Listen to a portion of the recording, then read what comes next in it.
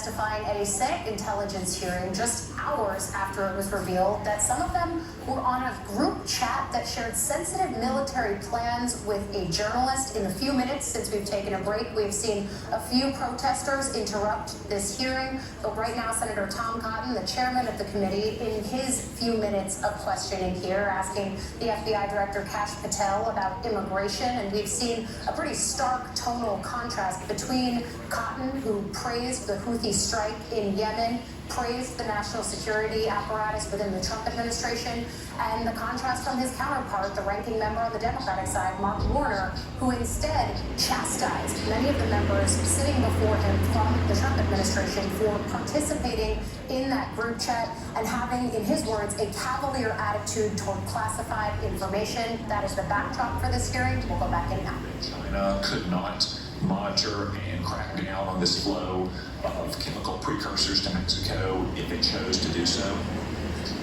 Thank you, Senator. Thank you, Senator, for the question. No, there's nothing that prevent China, the People's Republic of China, from cracking down on fentanyl precursors. As you well know, Senator, one of the reasons that they don't is that there are more than 600 PRC-related companies that produce those precursor chemicals in an industry that generates $1.5 trillion. That is one of the reasons that we see that Chinese efforts to affect the fentanyl precursors are really limited in nature and intermittent in nature, and not a dedicated effort to enforce their own laws and regulations to crack down on this. What they got to do with this breach?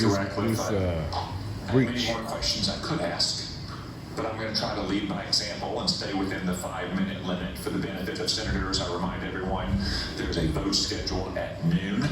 I hope to finish the open portion of this hearing before that vote closes, after which time we'll move to the closed portion. So get to the rat killing then. Thank you, Mr. Chairman. I'll be happy to take the extra 13 seconds, but get directly to the rat killing. Just at the outset, I mean, this was not only sloppy, it not only violated all procedures, but if this information had gotten out, American lives could have been lost. The Houthis had this information, could reposition their defensive systems.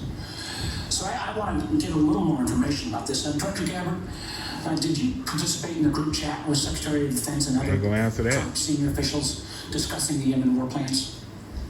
Senator, I don't want to get into this matter. You already know. You're not going to be willing to address it. So you're not, are you denying, will you answer my question, ma'am?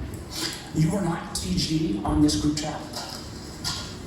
I'm not going to get into the specifics. So you refuse to acknowledge whether you were on this group chat?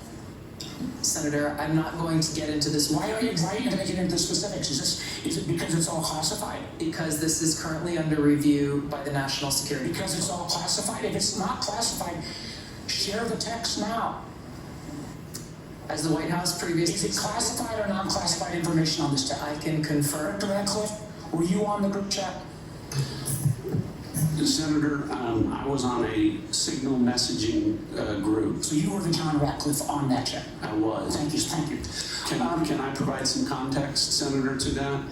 Yes, but I've got a series of questions. Well, but I think it's important because at the outset you made a couple of comments about signal messaging using encrypted apps.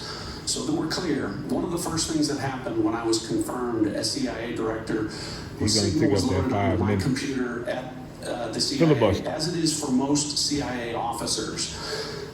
One of the things that I was briefed on very early, Senator, was by the CIA records management folks about the use of Signal as a permissible work use. It is. That is a practice that preceded the current administration to the Biden administration. Dr. Radcliffe, I've got a series of questions. If you're making the statement, the Signal is a secure channel. No, can I answer that? It is end-to-end decryption, so it is permissible to use to communicate and coordinate for work purposes, provided provided, Senator, that any decisions that are made are also recorded through formal channels. So those were procedures that were implemented. My staff implemented those processes, followed those processes, complied with those processes, and finally, just please. So my communications, to be clear, in the Signal message group were entirely permissible and lawful and did not include classified information. Well, we will make that determination, because if it's not classified, share the text with the committee. You know, let me go on. Director Gabbard, you are the security executive and set access guidelines for classified information. Did you contact the Defense Secretary or others after this specific military planning was put out and say, hey, we should be doing this in a skiff? There was no classified material that was shared in that. So then, if there's no classified material, share it with the committee. You can't have it both ways. These are important jobs. This is our national security.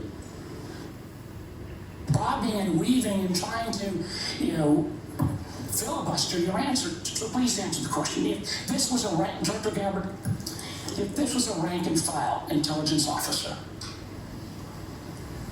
who did this kind of careless behavior, what would you do with them?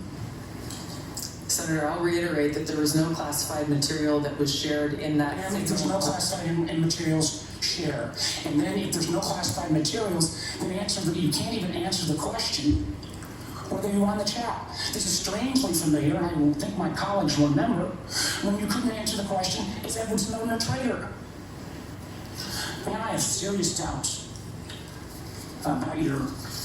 Anyway, Director Gabbard, I'm going to do this. Tweeted just 11 days ago, and I'm quoting you. Any unauthorized release of classified information is a violation of the law and will be treated as such. So if this information is classified, what are you going to do? Senator, 2 points here. First of all, there's a difference between inadvertent release versus Careless and sloppy. malicious leaks of classified information. The second point is there was no classified information that was on the the information commission got that information. And the National Security Director Council. Patel, my time's about out, and I'm going to use my 12 seconds at the chairman again. Director Patel, has the FBI launched any investigation of this? Senator, I was just briefed about it late last night, this morning. I don't have an update. I would like to get an answer by the end of the day. At this point in the ordinary course of affairs, I would recognize Senator Collins. She asked me to express to you that she is under the weather this morning. She regrets her absence, but anticipates submitting written questions, to which I would request your prompt replies for the Senator. Senator Cornyn. Director Gabbard, I applaud President Trump's efforts to try to bring an end to the war between Russia and Ukraine. But I want to read a statement out of the annual threat assessment and just confirm that you agree with this. It says Russia views its ongoing war with Ukraine as a proxy conflict with the West, and its objective to restore Russian strength and security and its near abroad against perceived U.S. and Western encroachment has increased the risks of unintended escalation between Russia and NATO. Do you agree with that statement? And that is in the annual threat assessment, correct? Correct. I'd like to refer to an AP story, Associated Press, dated March 21st, 2025. The title of the article is "Western Officials Say Russia is Behind a Campaign of Sabotage Across Europe. This AP map shows it." Mr. Chairman, I'd like to ask unanimous consent that's being made part of the record. Without objection. The document that AP compiled, and I presume this is through open sources, documented 59 incidents, including cyber attacks, spreading propaganda, plotting killings, or committing acts of vandalism, arson, sabotage, or espionage. Is that consistent with your understanding and impression of what Russia's currently engaged in Europe? Senator, I haven't seen that specific article, but I can confirm that we assess Russia's attempts to conduct such sabotage activities in Europe. Thank you. One of the things that I'm most concerned about following some of the discussions between Russia and Ukraine and the United States and our other allies, obviously, as I said, peace between Ukraine and Russia is the desirable end state. I think you'd have to be crazy to say otherwise. But I also want to talk a little bit about the unexpected or maybe unintended consequences of European insecurity. I know the incoming Chancellor of Germany has talked about the possibility that Germany might share its nuclear weapons with Ukraine and suggested that the UK would be part of that. I know that Poland has talked about acquiring nuclear weapons, and perhaps other European countries to make up for what they view as a receding of the American umbrella of protection. General Krause, what would be the result of the proliferation of nuclear weapon-armed countries in Europe if in fact that would occur as a result of the perception of European insecurity? Senator, thank you for the question. One of the things that the intelligence community works very hard on is to understand who has nuclear weapons throughout the planet, and as discussed in the opening statements, both by the chair and by Director Gabbard, the proliferation and the increase in the types and the lethality of nuclear weapons is one of the things that we have to track, and we as a nation are going to have to face. It has changed dramatically in the last 5 years. What that got to do with this current situation? Change over the next 5 years. The addition of additional countries which have their own deterrence policies and will act in a nuclear dialogue, or the presence of those weapons, the security So the of those Republicans weapons, is going to deflect and want to talk about everything other than this. by which all of us will And the operate, Democrats that gonna will keep getting back to complicate all the the point. decisions by which all future conflict and the political decisions that we support in the decision. Watch the It makes the contract. world a more dangerous place, does it not? Senator, yes, it does. And just by way of history, Ukraine used to have the third largest arsenal of nuclear weapons on the planet, but as a result of negotiations between Russia and Ukraine and the United Kingdom, the Budapest Memorandum documented a commitment by Russia and the United States to protect the territorial integrity of Ukraine in exchange for them giving up their nuclear weapons. Did I correctly summarize the content of the Budapest Memorandum back in 1994? Yes, Senator, you did, and Ukraine willingly gave up its weapons for the protection of others. Thank you very much.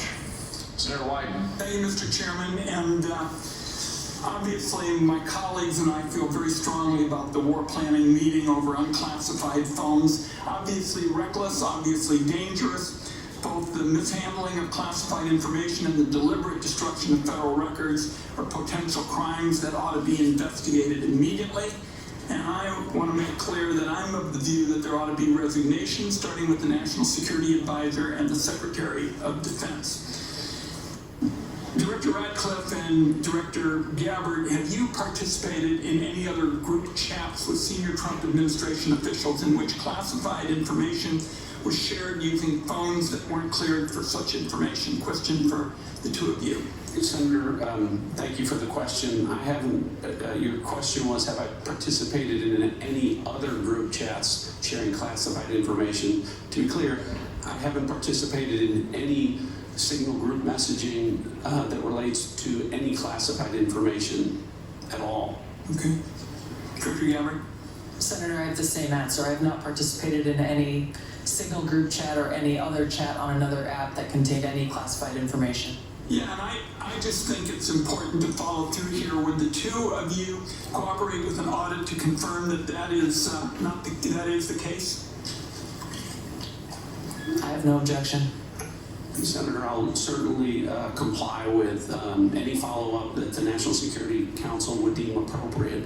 But again, to be clear, the use of signal message end-to-end encryption applications is permissible and was, in this case, used permissibly, at least to my understanding, and in a lawful manner. The seriousness of this is so clear. That's why I want to have an audit, and both of you gave me an answer indicating that you would be open to that, and I appreciate it. Director Patel, you weren't in this particular group chat, but have you participated in any chats on unclassified phones with other administration officials relating to national security?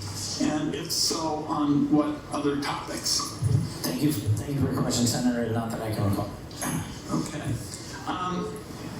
Question I have for you, Director Gabbard, involves this question of Elon Musk wasn't going to see the military's China war plans because he said he, quote, has business in China and he would be susceptible perhaps to that. That was his comment. So as DNI, you're responsible for security clearance policies across the government. Under your watch, how are you going to go about carrying out this obligation? Because I think it obviously is a very significant one in terms of American national security. Thank you, Senator. As you know, the Office of the Director of National Intelligence provides oversight over these different 18 intelligence elements. Leaders within those elements are empowered with that responsibility to uphold the trust that the American people have placed in them. In this example that you cited, both Secretary Hegseth as well as President Trump completely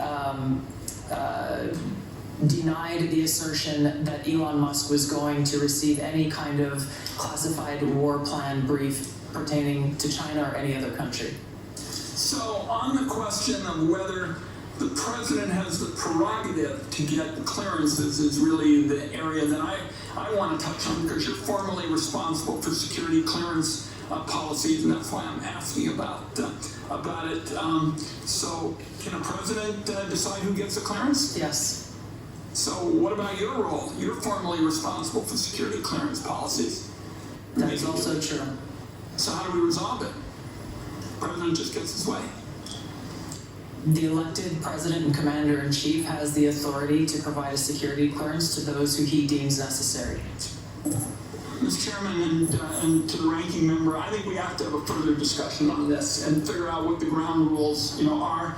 I think it's clear what the director says. I just think we need more clarity, because I think you have the formal responsibility for security clearances, and now we've heard that this somehow is going to be the president's project, and I think we ought to have further discussions. Thank you, Mr.